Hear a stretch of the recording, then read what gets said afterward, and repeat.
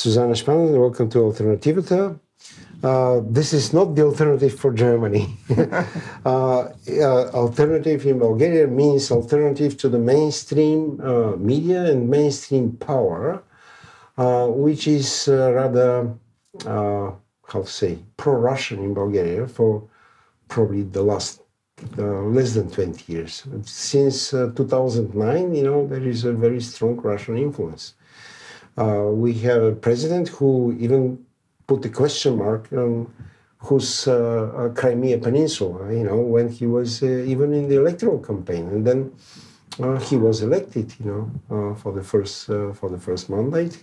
Now he's in the second mandate, and he's a NATO general, by the way. Alternative in Bulgaria typically means alternative to mainstream explanation of Russian war on Ukraine,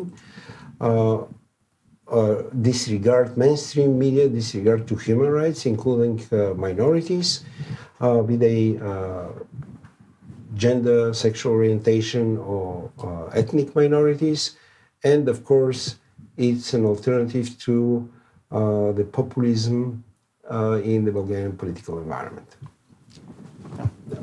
So you should translate, I think. Perhaps you should have spoken shorter. Okay, sorry. И така, реална алтернатива в България означава алтернатива на мейнстрим медиите, на мейнстрим обясненията за това какво се случва както в страната, така и по света и за водещите новини.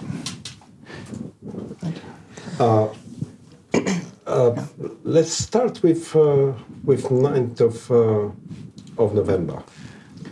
When you were, Suzane, when the wall fell down, when the wall was open, what happened? Къде бяхте, когато стената падна на 9 ноември?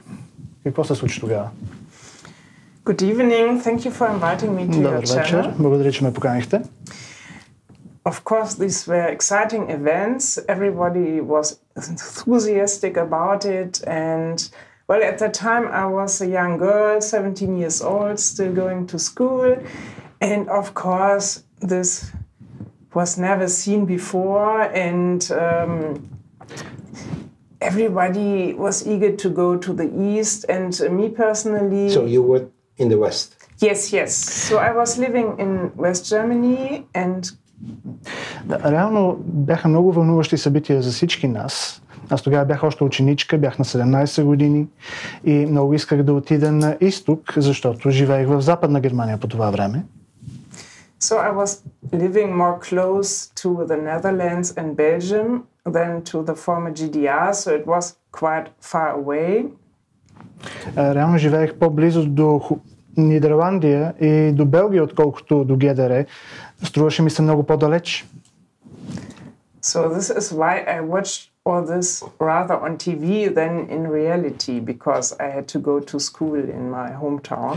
Така че реално гледах събитията по-скоро на телевизия, отколкото в реалния живот, защото бях в родния си град и трябваше да ходя на училище.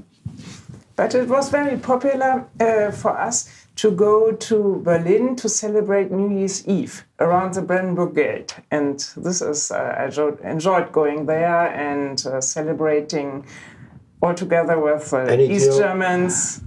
Но по принцип беше много популярно при нас да ходим в Берлин да празнуваме Нова година и да празнуваме заедно и с източногерманците. So your first visit to East Germany was after the war?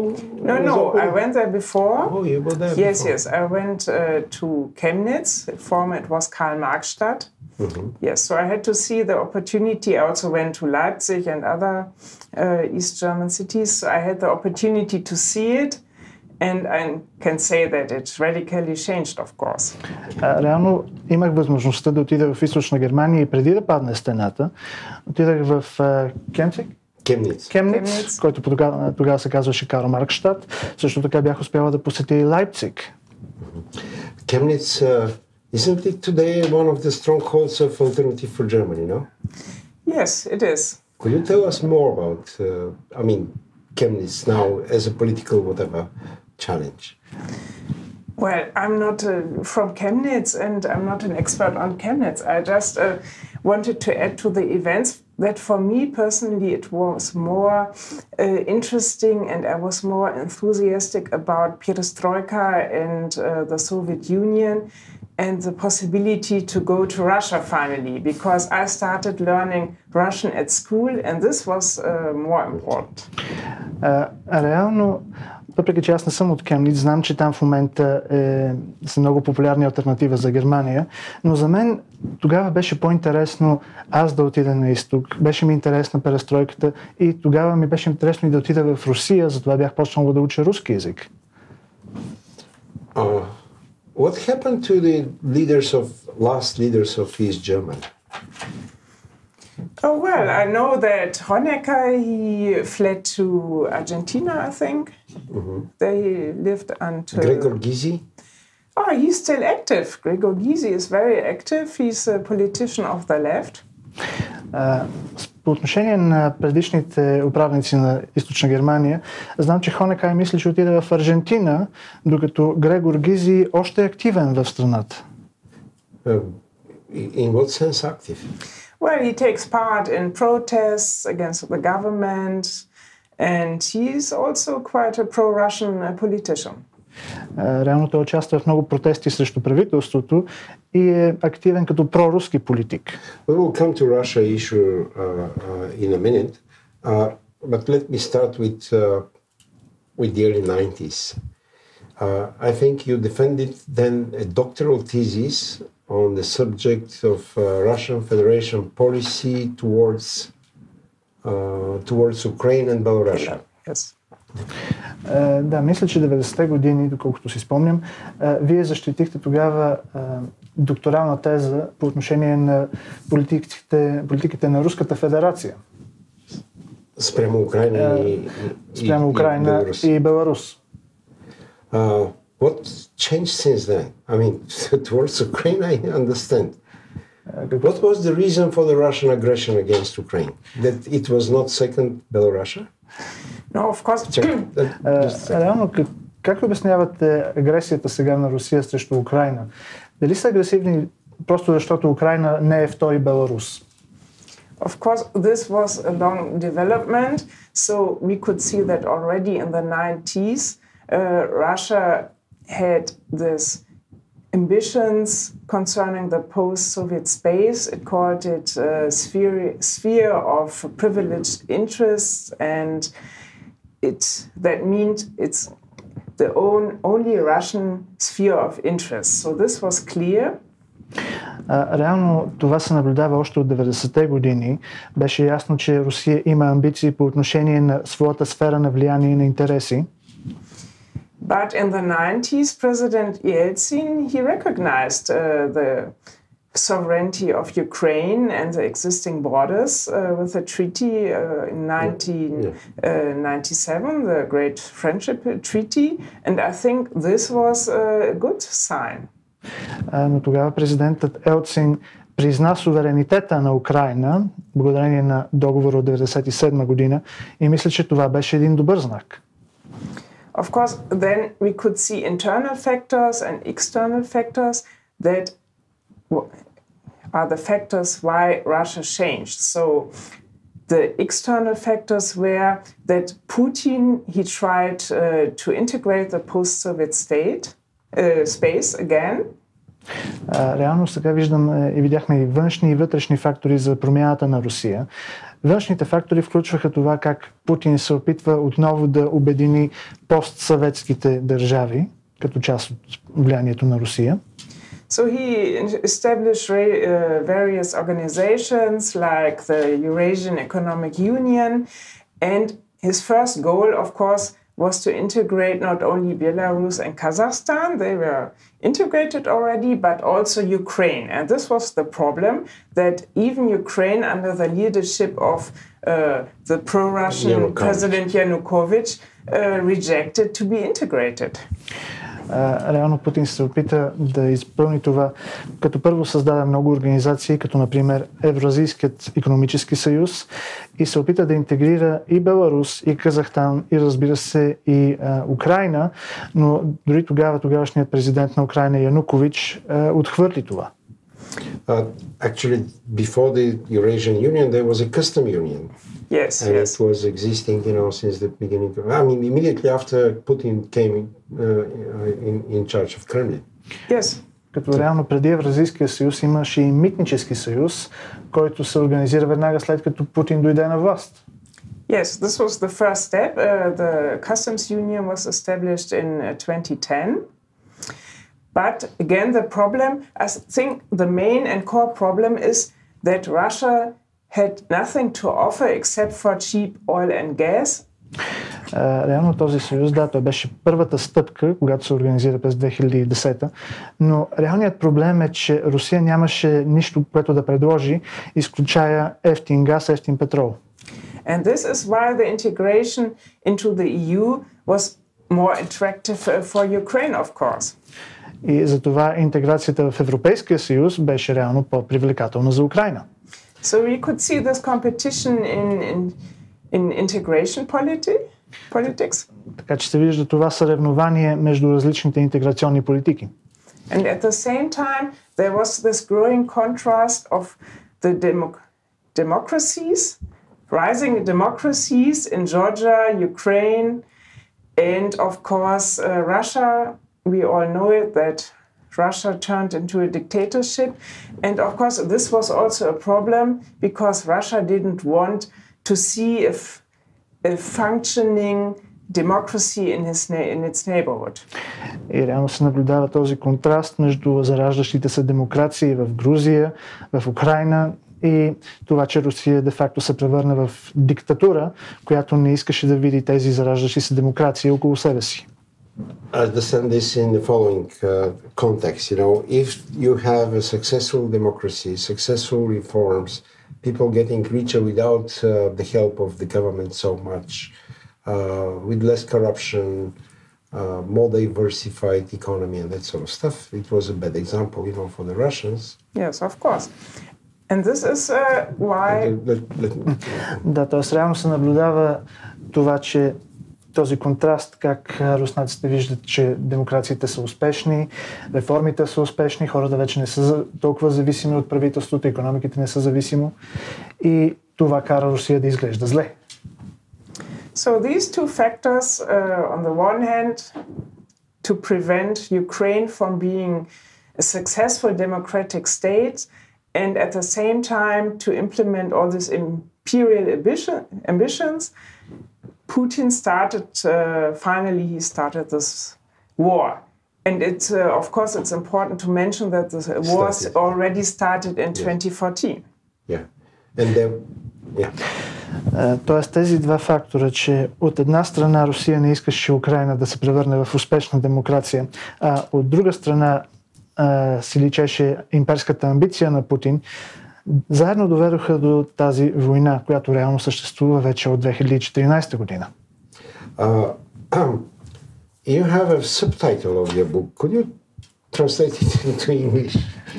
Тъй като книгата има подзаглавие, може ли да го преведете на английски, разбира се? Yes, so it says how I became a Russia understander and why I can't be one anymore.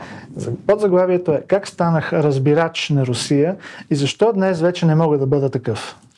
So it's this special understanding of the term of Russia understander. In German, it means that you just not only understand what's going on, but that you also support the regime.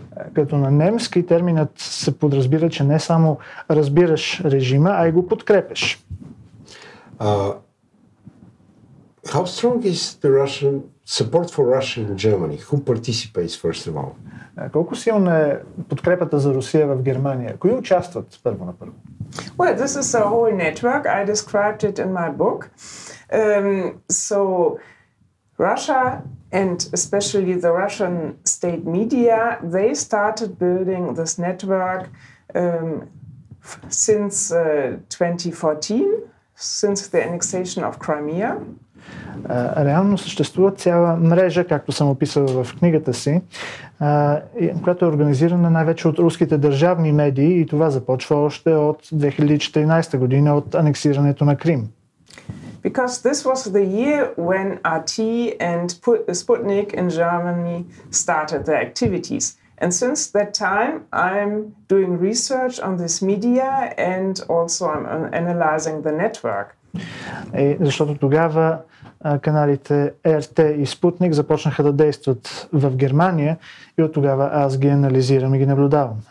Does it mean that the annexation of Crimea triggered that activity, or there was something like a period of preparation, like the Nord Stream 1, the Nord Stream 2, other deals, with energy supply to Germany and that sort of stuff? Това означава ли, че анексирането на Крим пряко води до това или по-скоро има подготвителен период, като например Северен поток 1, Северен поток 2 и енергийната политика, която Русия организира в Германия? No, it was already during the Maidan revolution in Ukraine that Russia started this international media campaign called Sputnik International. Тоест това се случва още по време на Майданската революция в Украйна. Русия тогава лансира мрежата Спутник. Just to mention for the audience, the Maidan or pro-European rallies in Kiev and other cities of Ukraine started in the autumn of 2013. Тоест, реално Майданската революция, т.е. тези протести в подкрепа на Европа започват 2013 година. Yes, and then Russia started this media campaign, and this means that all the offices around the world should at least be doubled, and this is when RT and Sputnik started in German language in Berlin. Да, тогава Русия започва тази мащабна медийна кампания и тогава РТ и Спутник започват да се излъчват на немски език в Берлин. Okay, these are the Russian players, so who Yes. are the German players? Yes, and right from the beginning, these actors and media activists, they were cooperating with Germans. So От самото начало тези медийни активисти сътрудничат и с немски участници.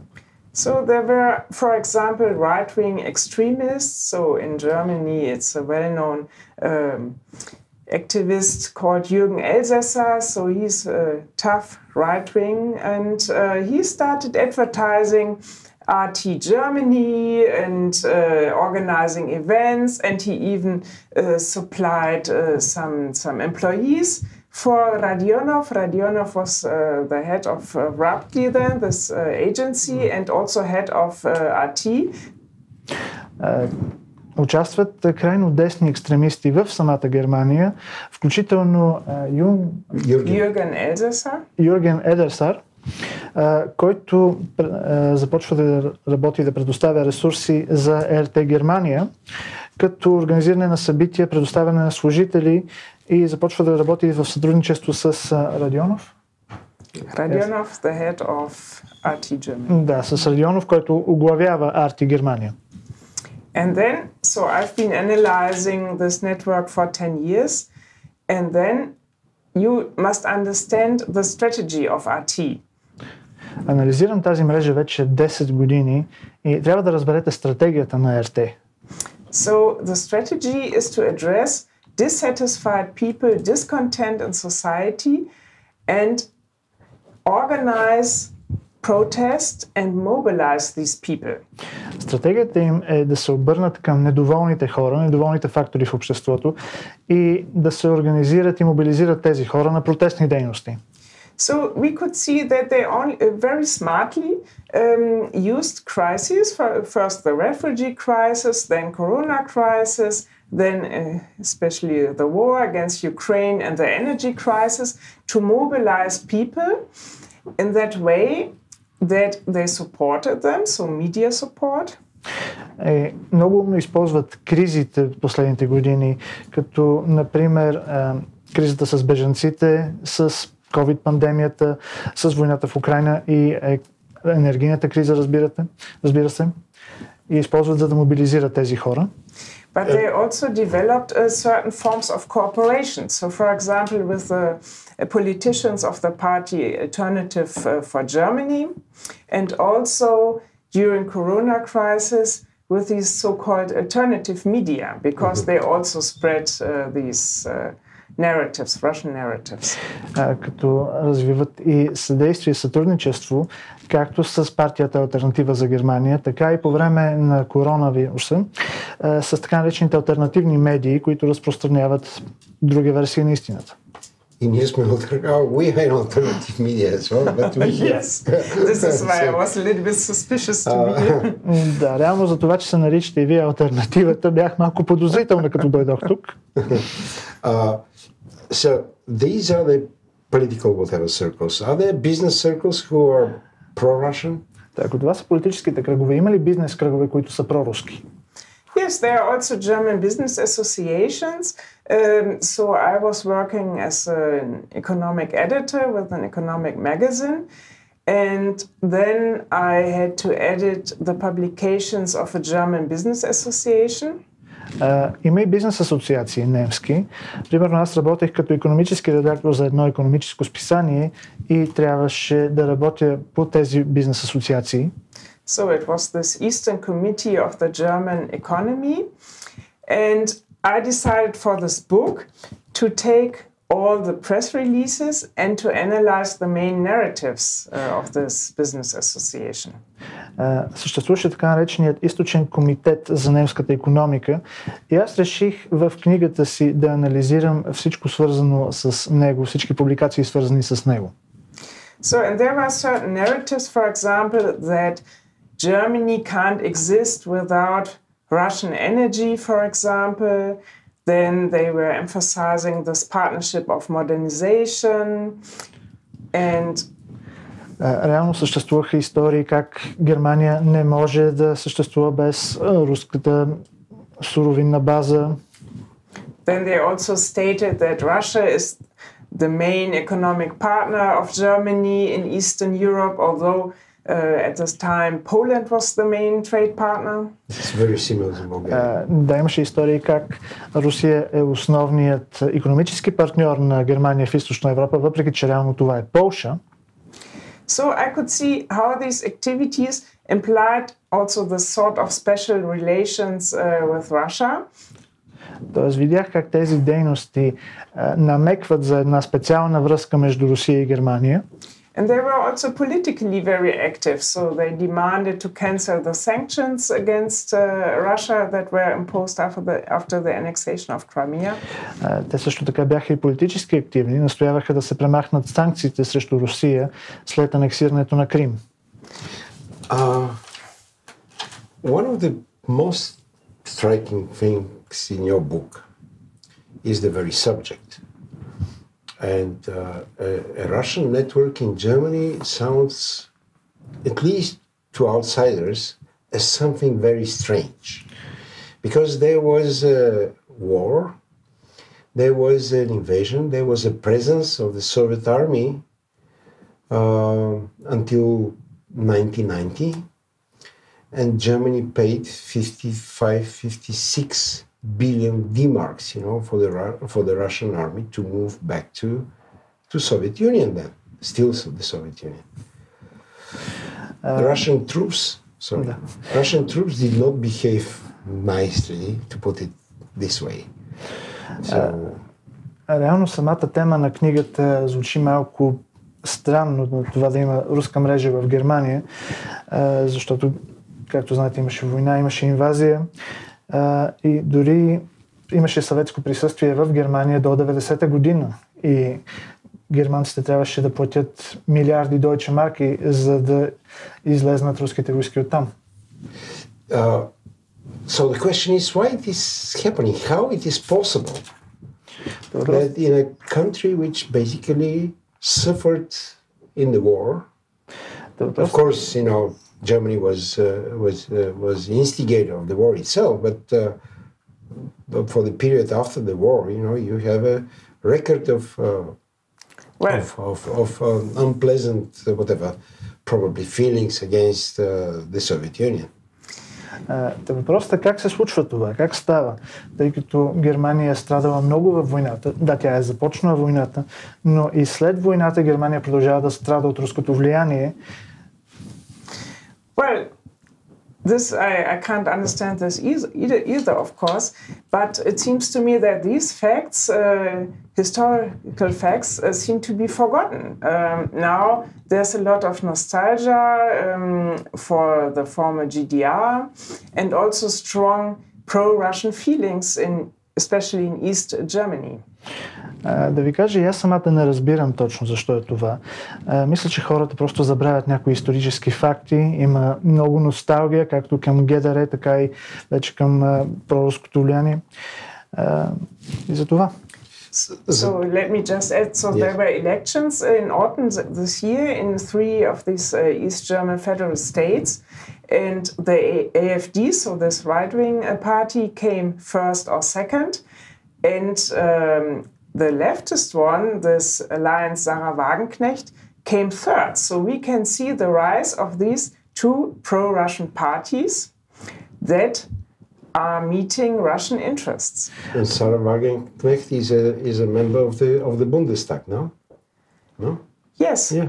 And she is a Stalinist, and she's a hardliner, and she meets Russian interests. Why? Because she demands negotiations, and also she rejects the weapons deliveries to Ukraine. Като реално дори есента имаше сега избори, на които крайно десната партия, Алтернатива за Германия, мисля, че беше или първа, или втора, докато левицата беше трета. Сара Вагенкнехт, тя мисля, че беше трета, като там политиките са официално, мисля, че дори сталинистки. And she is very influential. And she said, now they are starting negotiations about possible coalitions. And she said this is only the precondition is the change of the policy towards Ukraine and no weapons deliveries. Като сега тази партия е изключително влиятелна и едно от дори предварителните условия за тяхно управление е да се прекратят всички доставки на оръжие към Украйна. And there were reporting and revelation by the Washington Post that Russia and the presidential administration, they support the so-called cross front, so the alliance between right-wing and left-wing forces. Като имаше дори статия в Вашингтон Пост, че Русия подкрепя така нареченият кросфронт, т.е. алианс между десни и леви партии. But unfortunately, there is no proof that the Germans are really acting according to the demands of the Kremlin, because they themselves deny this completely. Because you mentioned this article. This should be translated. Но няма доказателство реално, че немците се интересуват от това какво казва Кремъл, защото по нищо не са го показали. You mentioned this article, and I'm afraid we are out of time. But because of the electoral outcome in the United States, there are two questions. Number one, is there support for Trump in eastern provinces? First question, and the second is, do you expect political landscape to be changed, because of the current political crisis in Berlin? Като реално сега заради резултата от изборите в САЩ се налагат два въпроса. Единият е, виждате ли подкрепа за Тръмп в източната част на страната? И втория... There is a political crisis in Berlin right now. The government is in resignation. Do you expect, so alternative for Germany and the right-wingers, to come stronger after the next elections in the spring? Тоест, очаквате ли алтернатива за Германия и десницата по принцип да стане още по-силна след следващите избори? Well, I think the victory of Trump is also a victory of the Kremlin because Russia supported Trump in the elections, so especially this agency SDI was spreading disinformation, fake videos. Да, реално мисля, че победата на Тръмп представлява победа на Кремъл, тъй като Русия официално открито подкрепя Тръмп и дори имаше агенция SDI, която разпространява вече информация невярна в негова полза. Well, but I think that Trump isn't so popular in East Germany because they are generally very skeptical of the US. Но мисля, че Тръмп не е толкова популярен в Източна Германия, защото те като цяло са скептични към САЩ. Well, but generally I expect the disinformation to grow stronger in Germany because next year there will be the federal elections again, and I think there will be put much pressure on Germany. Но очаквам дезинформацията да се засили в Германия точно заради идващите избори. I'm afraid you're right expecting all this, but do you think, that Alternative for Germany, for example, will go stronger after the federal elections? Боя се, че сте правя, но смятате ли, че конкретно Алтернатива за Германия ще се засили след изборите? You mean after the federal elections? After the federal elections, yes. Well, I think this will depend on many factors. For example, how our government will succeed, because we've just seen that the coalition fell apart, and probably there will be new elections. And of course, it also depends on this development. Да, мисля, че има много фактори по този въпрос. Въпросът е как ще се организира самото правителство, защото, както виждате, коалицията почна да се разпада и не се знае какво ще се получи след изборите. But generally there's a lot of confusion now in Germany. We have multiple crises and now this crisis with our government, and this is of course good for the right-wing and left-wing extremist parties because they can make profit of it.